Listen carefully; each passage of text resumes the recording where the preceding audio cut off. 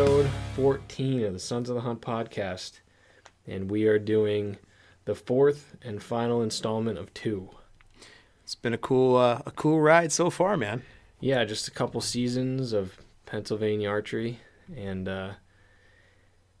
that's pretty indicative of how Pennsylvania archery seasons go. You know, they're up and down, and it's a good representation. But as for the last season, well, not the last season, I guess that was the 2016 season. So I started off the last installment with a clip of a deer, and we never really talked about the deer after that. Right. But there is so much more to that story of that deer. And I posted an Instagram picture of this deer during the week, and I said that it was the first deer that I felt like I kind of got to know. Yeah. And it was tough. It is a tough story, but I have some footage of him. This was, that first clip, just to remind everyone, it was when me and my dad were talking, which was actually an interesting conversation, because I don't think people realize how Pennsylvania has changed. Yeah. And just hearing his perspective of it without him, I don't think recognizing that the camera was recording him. Yep. It was a very genuine representation of how Pennsylvania has changed. And for anyone who says, the antler restrictions or the change of doe season hasn't worked, I think that. Yeah, that's a good representation of how it has changed for the better, of course. You know what I mean? Because just hearing his excitement in his voice about what he was seeing. What did he say? It was eight buck and 22 there's total 22 deer and 8 buck. He's like, I feel like I'm hunting out west. Yeah, you know what I mean? Which it is.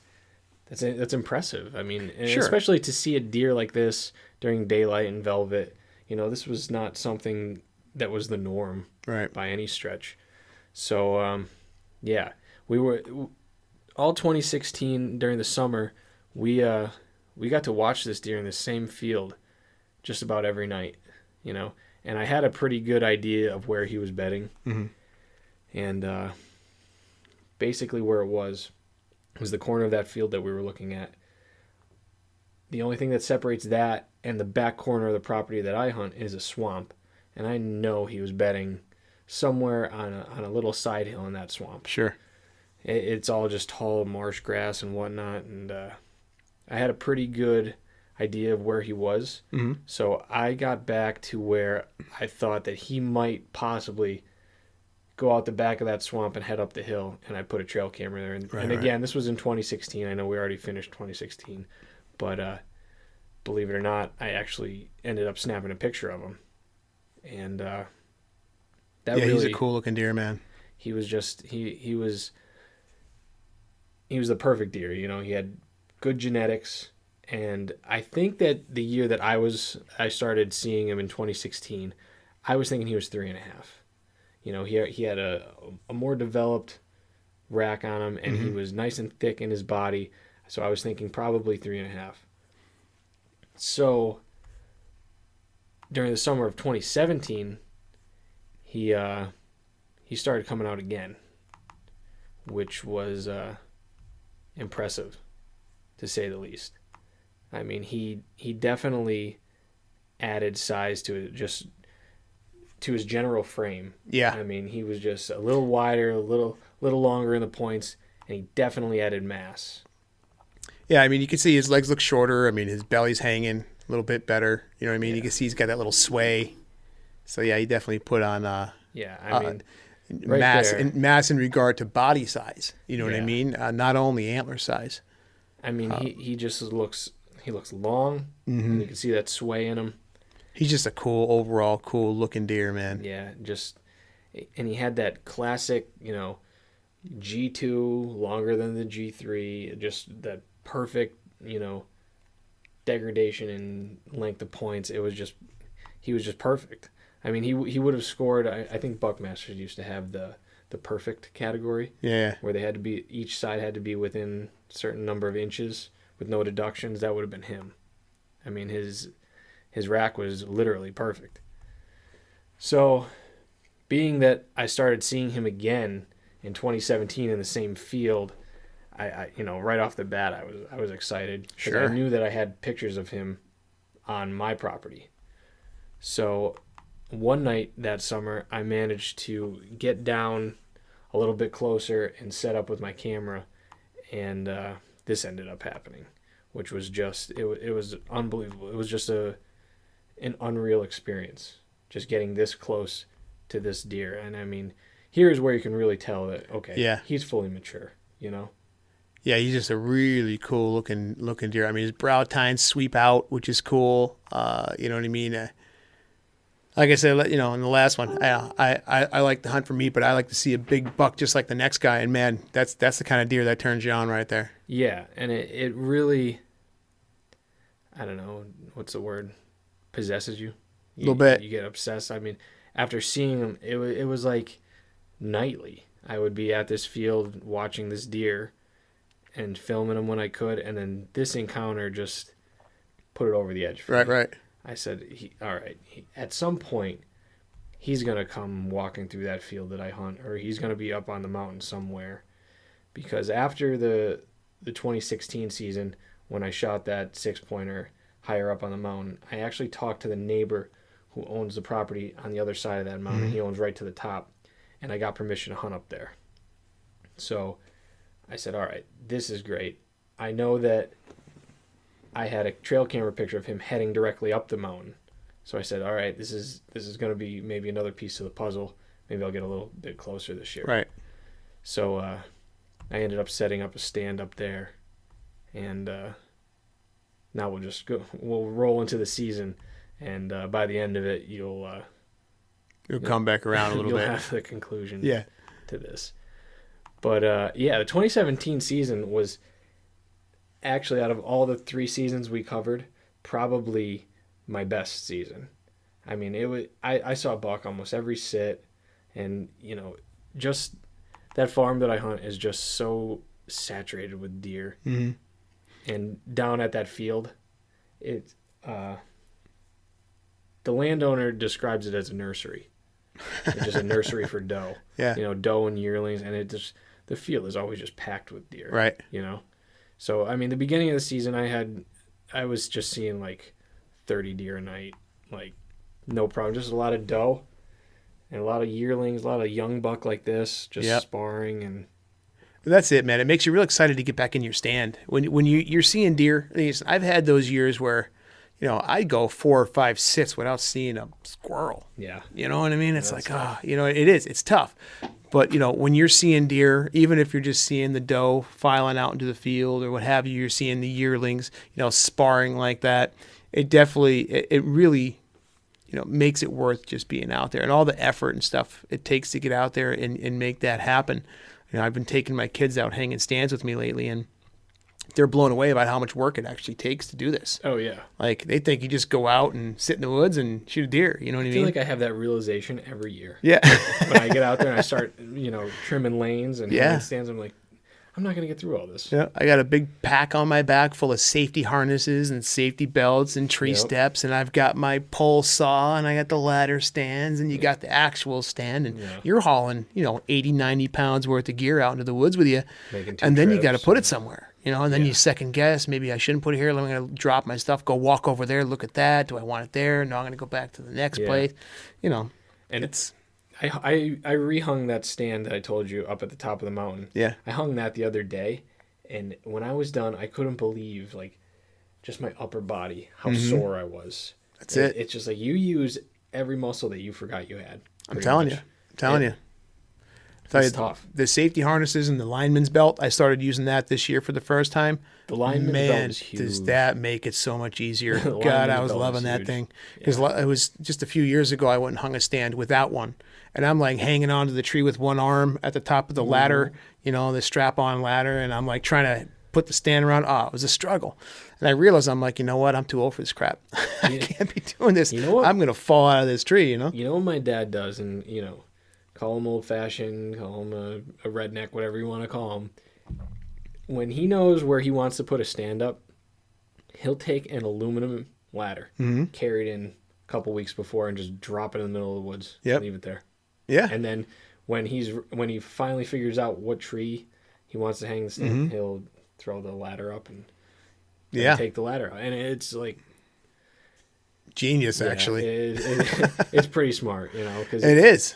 Because the aluminum ladder is nothing's gonna go wrong with them. I mean, you can leave those things out all year long, and nothing's gonna happen to them. They're not gonna rust on you or anything. It definitely helps. Oh yeah, yeah. That Lyman's belt, this is the first year I've used them. I mean, they're not expensive. I think for the harness and the belt, I got them off of Amazon. I think $30 for both. You know what I mean? Like, it was cheap, inexpensive investment. But man, I feel much better about getting 20 feet up there and not having to hold on for my life with one arm while I'm trying to wrestle a stand onto the tree with the other. Yeah, because I'll tell you what, you get moving some weird ways. That's a real fast way to. That's it. Pull a muscle. You know, pull a muscle and drop 20 feet too. I'm too big to be hitting the ground anymore, man. I don't bounce like I used to. Oh, it hurts so you know, bad. that's it. But it's cool to see the way they're experiencing it, because we take it for granted. We've been doing this for so long. You know what I mean? It's that's just another kind of, not to get off subject a little bit, the whole dynamic of the Sons of the Hunt, like with you and your dad. Yeah. And now with me and my guys coming up, it's just a really cool a dynamic for, in the way you named it, not Sons of the Hunt. I mean, it couldn't get any better. You can't make that up, It doesn't last if it doesn't work that way. That's right. Yeah, and it's a really cool dynamic how your old man's got his ways, and the way he was talking about those deer in the field with you sitting next to him and filming everything. I mean, it's just a really cool dynamic. Yeah.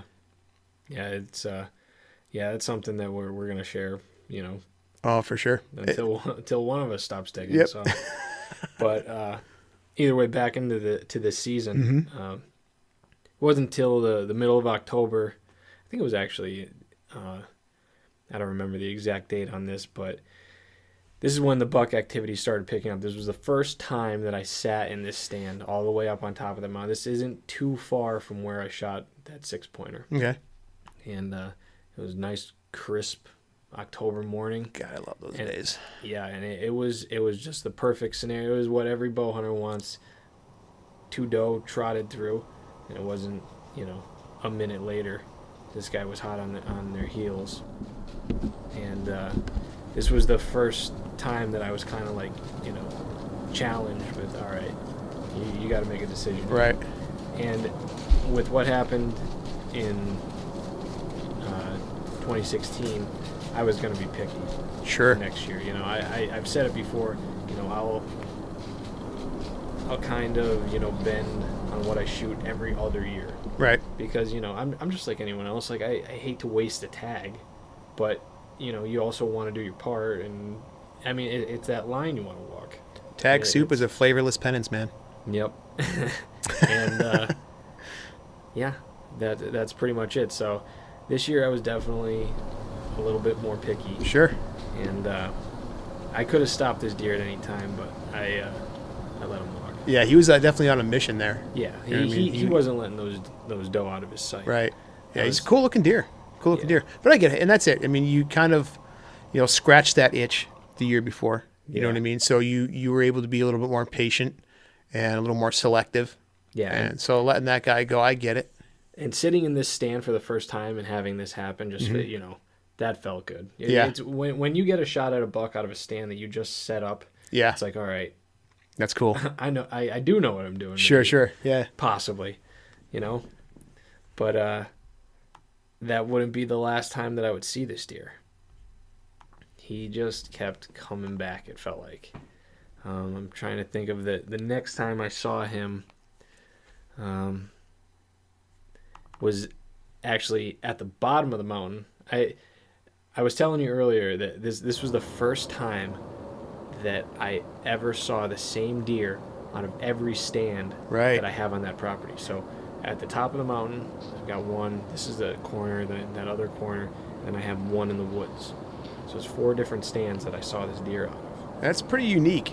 That doesn't happen. I mean, you might see the same deer in the same stand a few times, you know what I mean? But to see the same deer in every stand on the property, that's pretty unique. Yeah, I don't know what his deal was. He just super mobile. Saw him in daylight. Yeah. It's like how many different times. It's just, and I mean, granted, he's a 2.5-year-old deer. He's young, he was just running around, probably being angsty or whatever. But it's this is that one deer that I'm gonna remember if I see him again. Sure. I think. Yeah, you build a rapport with him for sure. Yeah. So that was another time I saw him. Then I saw him again towards the. This might have been November 1st, I think. Yeah, because I had the trail camera of him.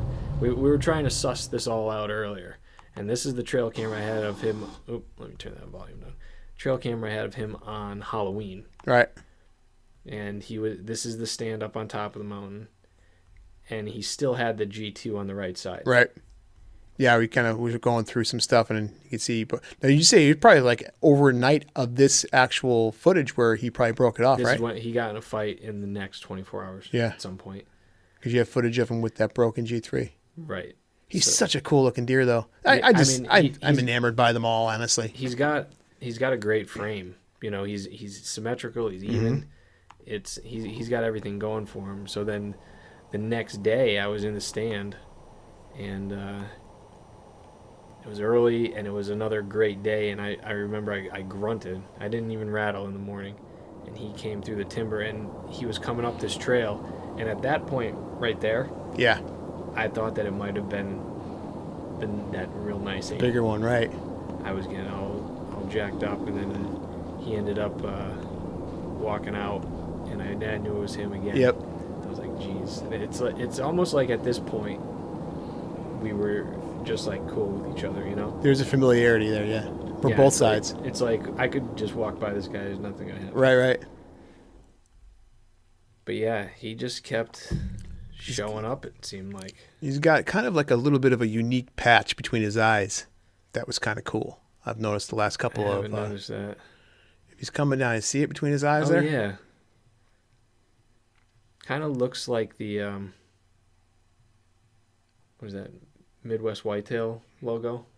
They have like the yeah. Just kind of, I've been watching, like we said, we kind of were looking at this a little bit earlier before we clicked the mics on, and we were going over a couple options here for discussion. And this is the first time I noticed it as he was walking through those woods. I noticed he had that little patch there on his forehead. That would be a good identifying characteristic for him. You see him coming this year? Yeah, that's, we're going to look at that in a couple of minutes, actually. So after that, so this must have actually been before that then, because he had his G3 there. His G3 in this one. I saw him down in the field. See, I'm just recycling through footage here, and it's just, this is how many times I saw him. Right. It was hard to keep track, and he was bumping doe around this field. That's it. For those of you guys who are listening, I mean, it's just, he's everywhere.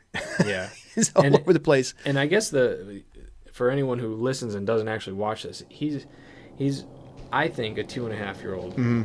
You were thinking he might be 3? Yeah, I would say it. But again, I'm still sussing out how to field judge these deer. But I mean, what I was looking at is, I don't even look at the head. I don't look at the antlers. I look at the belly, and I look at how short the legs appear.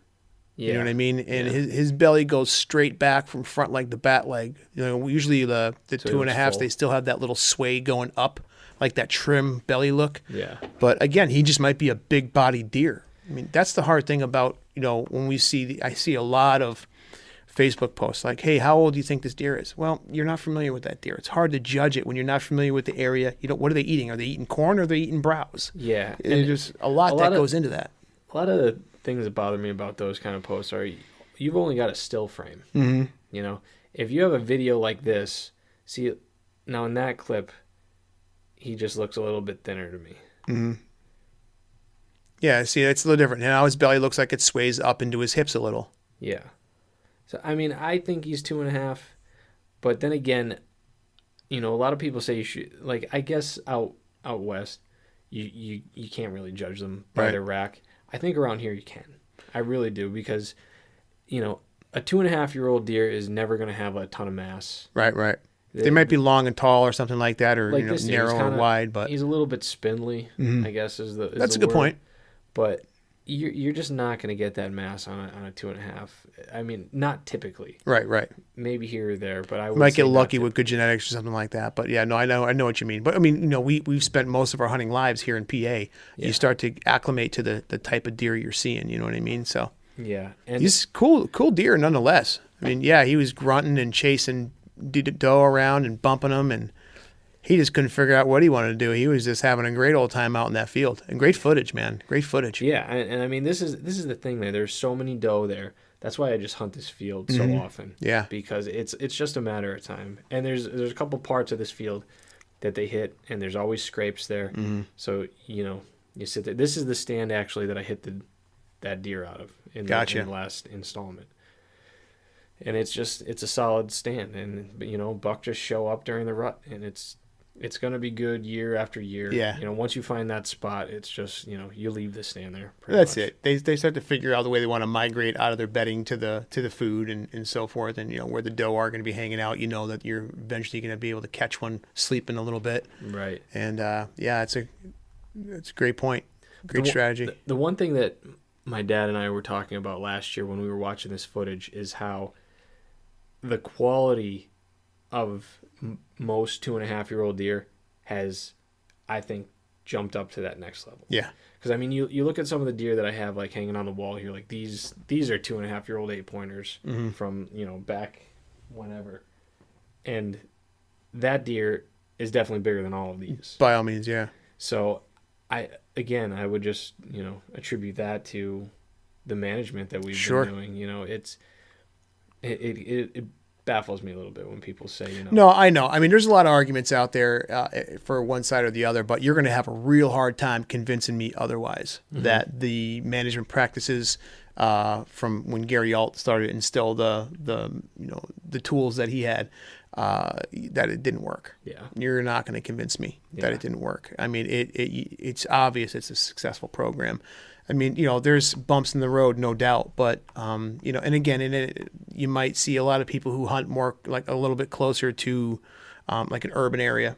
I have a buddy of mine in Scranton, and he has a picture of a cool deer. It's an 11-pointer, but he's the smallest 11-pointer I've ever seen. And it lives in Scranton, like literally in the town of Scranton. He comes in his backyard, eats his bird feeder, and he's got all kinds of pictures and stuff like that. And it's a freaking 11-point.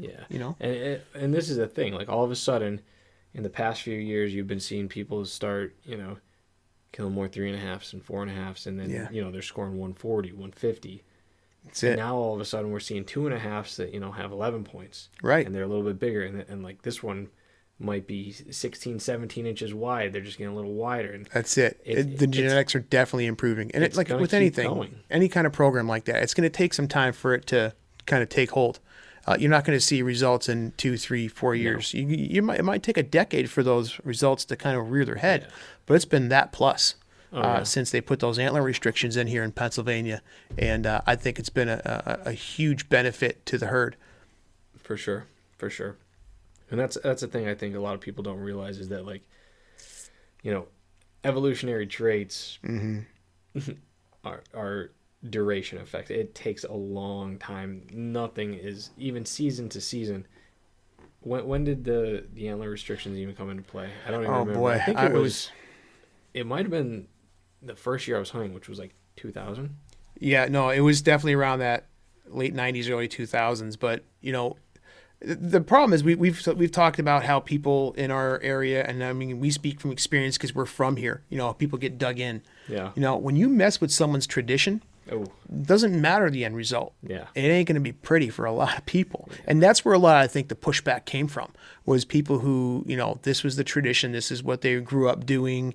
Not a lot of people are receptive to change, even if it's a change for the better long term. A lot of people can't see past next season. Yeah. And I think that's where a lot of the pushback came from. But it's obviously been a pretty successful campaign. Just looking at, look at the Pittsburgh area, the deer that are coming out of Western PA, Clearfield County area. It's just amazing. You know what I mean? To me, that's leak over from Ohio. Yeah. No, we talked about that before. Yeah, it's a good point. They're on top of their game. That's it. They care about deer. They've been doing this for longer than Pennsylvania. Yep. And it's happening there. Well, some of the deer you've got on film. I showed you a picture of the deer we had up over the hill not too far from here at my buddy's place. There's some big deer around. Yeah. And there's always been those, freak specimens, you know what I mean? But they become a couple that sneak by, but they were few and far between. Now they're becoming commonplace. A little bit more frequent. Yeah, absolutely. But anyway, back into it. This was the last time that I saw this deer, and I feel like this was finally the time where I think he knew I was there. Yeah. He didn't care. Just didn't care yet. I think he was bedding up on top of this hill, just sitting on the edge, looking over and checking the wind behind him. And I grunted. This was midday. This was like 1 o'clock. And he just strolled in to check out what was going on. And give you that whole you again look. Yeah. And he's like, this guy keeps grunting and tricking me to come in. Something wrong with that crazy ugly bird up there. I mean, yeah, he's receptive to calling. I know that. Yeah. So if he is around this year, I would wager that I'm going to see him again. And it looked like that patch on his forehead was still there, but it was not as evident as it was in the previous video. But that might be a little bit of a dead giveaway for him. There's a light spot right there. Yep, it's there. But you know what that could have been in the morning. He might have just been rubbing on a tree or something. Yeah. But it's definitely there. Yeah, there it is. It's tough to find a distinguishing characteristic. You might find like a nick in the ear or a second throat patch or something, right, like that would give them away. But sometimes it's the antlers that build that characteristic, that familiarity. You know what I mean? You see the short brow tines or that weird wiggle that the G2 has or what have you. I mean, usually those are pretty consistent through the years. There's a at couple, least for a few years. Yeah, and at this farm, you'll notice there's a couple characteristics that just carry through. Right. Short brow tines. Right. A lot of times they're super long G2s. Right. That are longer than the G3s. It's just a common characteristic. Wide deer. There's another almost antler characteristic. And this is another deer that I ended up passing up. Super wide and short points.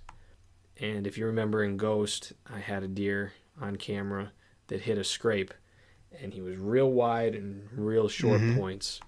And that was this one. This again, same stand all the way up on top. And this deer came through one morning, and he was angsty.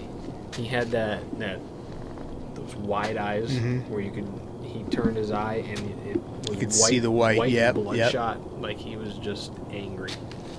And his hair was standing up and his eyes he's like stomping. Bloodshot. But again, that's not a great genetic structure for that rack, but it doesn't really matter because he ended up getting harvested in rifle season. Yeah, you said that. Which is funny because it was well over a mile, probably 2 miles away. How about that? Yeah. Somebody posted the picture, and somebody I know shared it, and then I posted a still shot of this. Oh, how about and they that? were like, how did you get that picture? Through diligence. Indeed. But there was also another deer, another 8-pointer that was kind of in that same category. A really nice, and I think he was 2.5.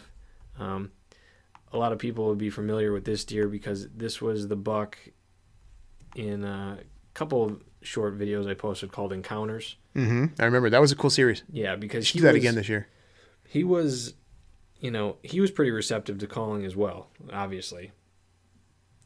Grunting and calling at this farm just works really well. Yeah. And I don't know if it's just because there's so much competition over the doe there. But, yeah. And I think that he might actually be a little bit nicer than that last year. Right. It's kind of hard to tell. He has a little bit more mass, maybe. It depends on, beauties of the eye of the beholder, man. You know what I mean? It depends on who's looking at it. Some guys like those would rather a wider rack with shorter tines. Other guys like those thin, narrow, tall racks. I mean, it's all about what you're into. It's kind of like ladies. Some guys like a thicker chick. Right. So, it all depends on what your preferences are and what appeals to you. Yeah. Yeah, I would agree 2.5 on him. He's a cool deer though. Yeah. And I'm going to say that about every deer that comes across the screen, just for future reference. They're all neat. I just love seeing them. I saw him a bunch of times, man. And, yeah. I think this one, he comes in pretty close. Yeah. He was bumping doe around the field just like the other one was. And maybe he was the one that broke the other deer's antler. Maybe. Who knows? But I actually just heard the camera click off, so maybe we'll take a break, and we'll we'll get that. Yeah, camera we're going just again. at 30 minutes right now. Yeah, it's funny because it seems like the least amount of action so far, and we have the most to say about it. I know, right? But yeah, let's take a break. We'll pick this up and then work a little bit Awesome. afterwards. So hang in there. We'll be right back.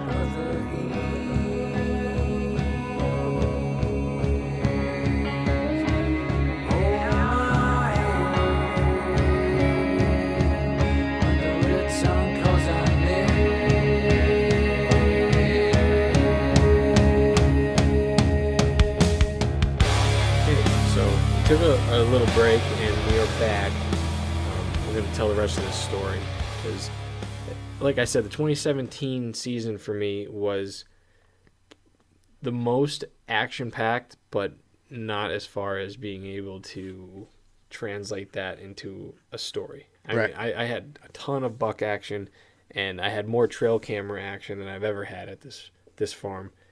And I had a couple deer on film during the season that I never ended up seeing, and they were good ones. Yeah.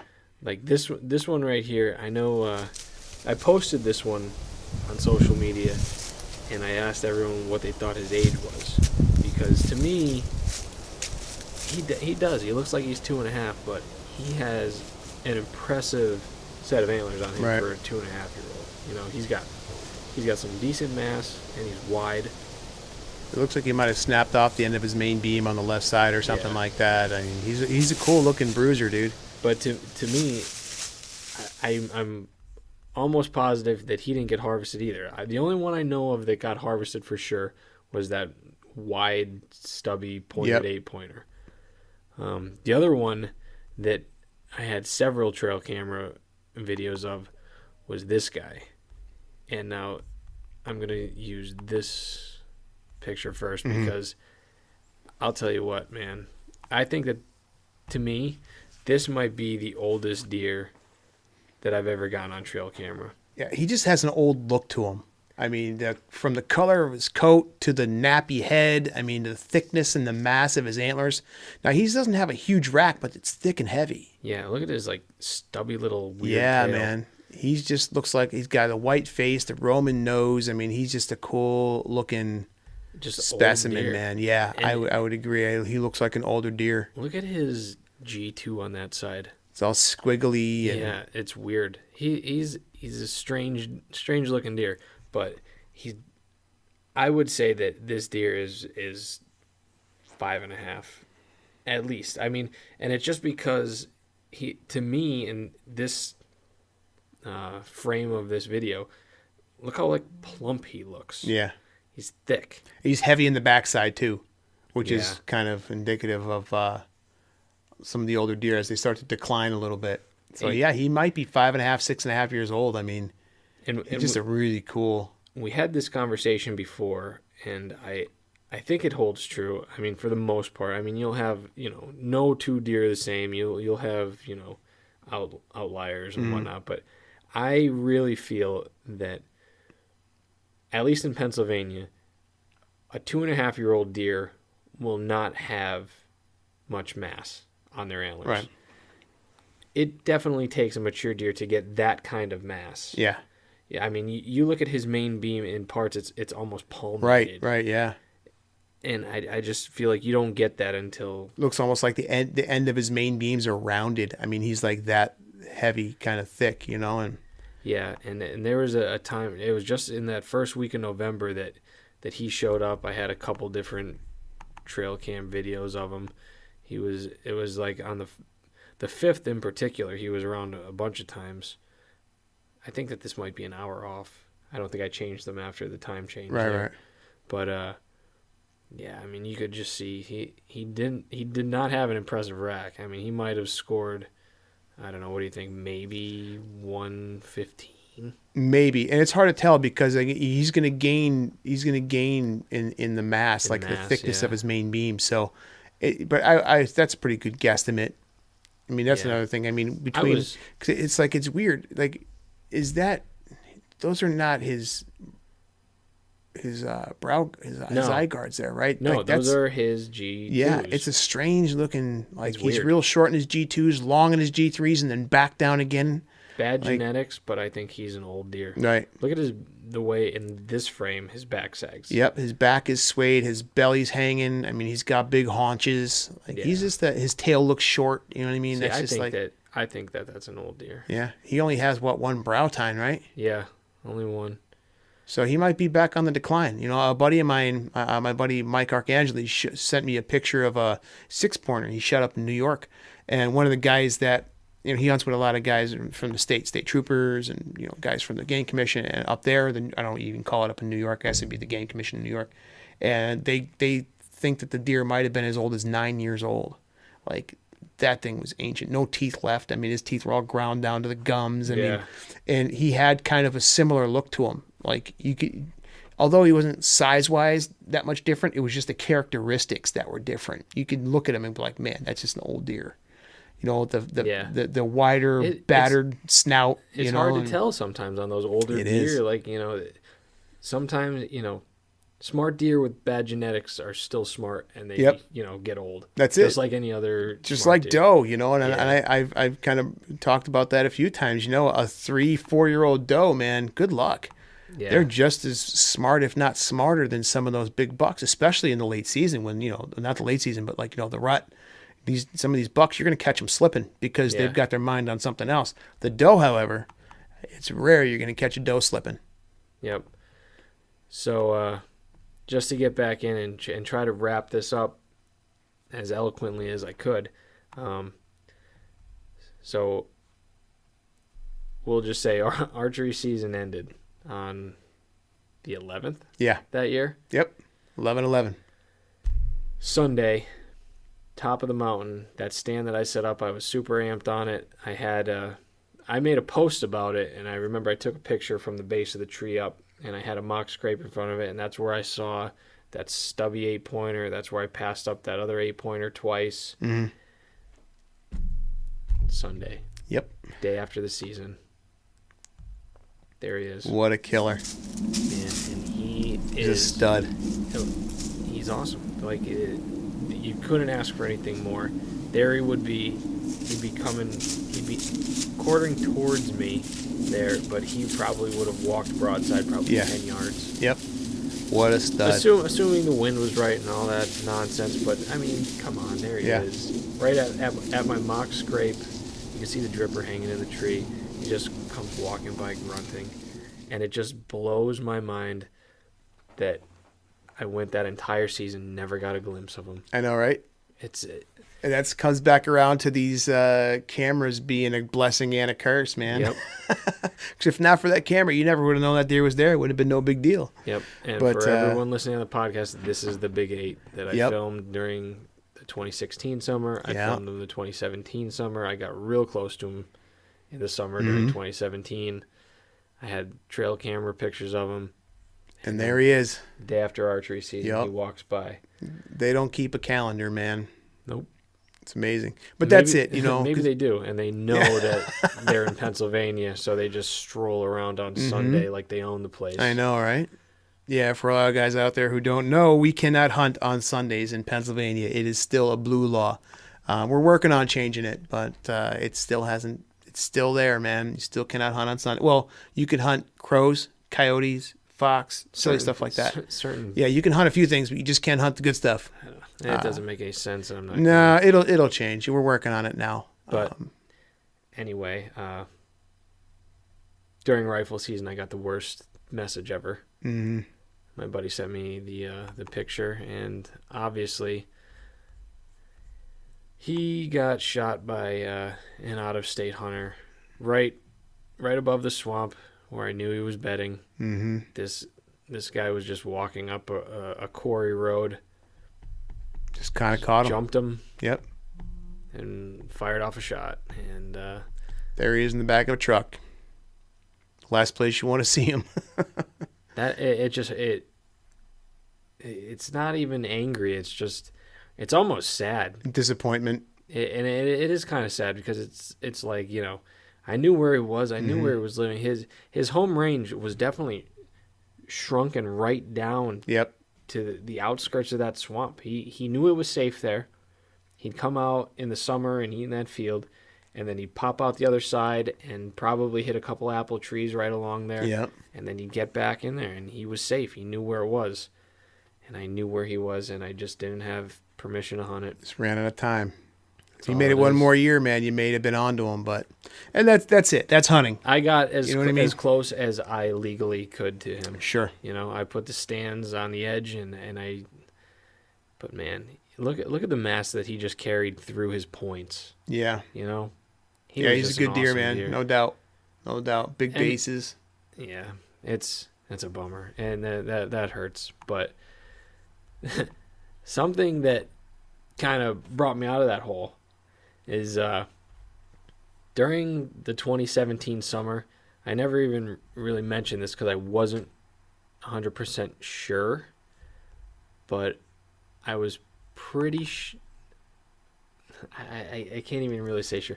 There was a deer that I was seeing in a neighboring field on the opposite side Right. of the farm. So you've got the farm, and then there was, let's say, if you're looking at the farm from the road to the left of it, that's where I was seeing that big 8-pointer. Sure. To the right of it, I was seeing another nice deer during the summer, and just because of the way the road kind of went up, and this deer was always coming out of the back end of the field, I could never set up and actually film the deer from the road. So the best I ever did was like crappy cell phone pictures through a spotting scope. And this was the deer. You could see these very sketchy photos of just a pretty good frame deer. Sure. And the more I started looking at them, the more I started thinking that frame resembles Looks a little familiar, huh? the deer that I hit. Yeah. Now, these pictures are taken 400 yards away from where that Right. happened. With a cell phone through a spotting scope. But, So- I mean, I did set up a camera as close to this position as I could, Mm-hmm. just like the last one. And this is just a really weird story, and it's almost just stupid on my part. Because it wasn't until January.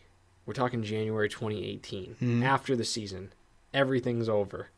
Archery season, well, I mean, you could still hunt yeah, late you had the season, second but season, late season and stuff. I was but- sitting on my couch, and I was going through SD cards, and I found this SD card.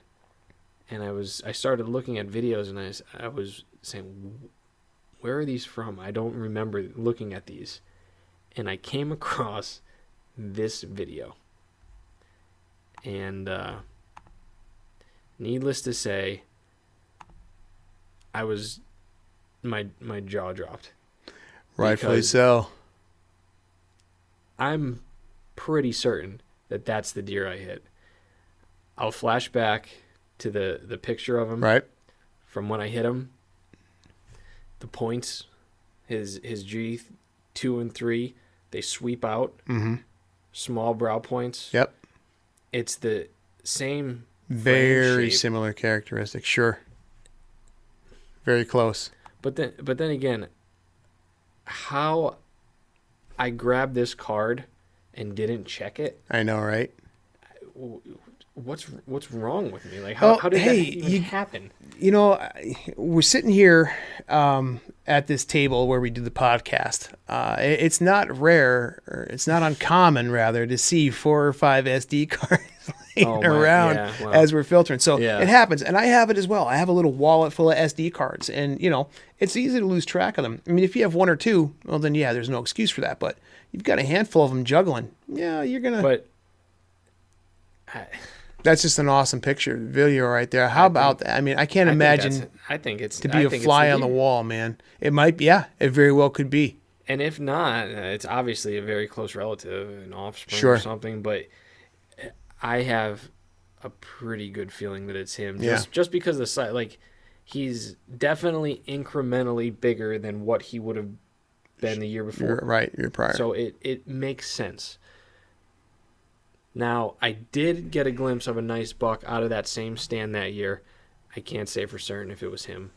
he just came trashing by in, I forget, it was, I think November 2nd or 3rd, and I couldn't get the camera on him or anything. He just came through some thick stuff. I knew it was a nice buck. Mm-hmm. There's a good chance it could have been this one. That would be pretty awesome to get another crack at him this year, huh? From what oh my God, from what I understand, he was not harvested. I have a pretty good bearing on what happens around there. I would have heard about him. Sure. Because that a couple years ago when I shot the nice one that I shot there, everyone knew about it, you know. So if he was harvested, I would have heard about him, because I mean, he has long points. He's 20 inches wide. Yep. I mean, he's probably in the 130s, I would think, too. Yeah. Yeah, he's a good deer. But really good deer for PA, man.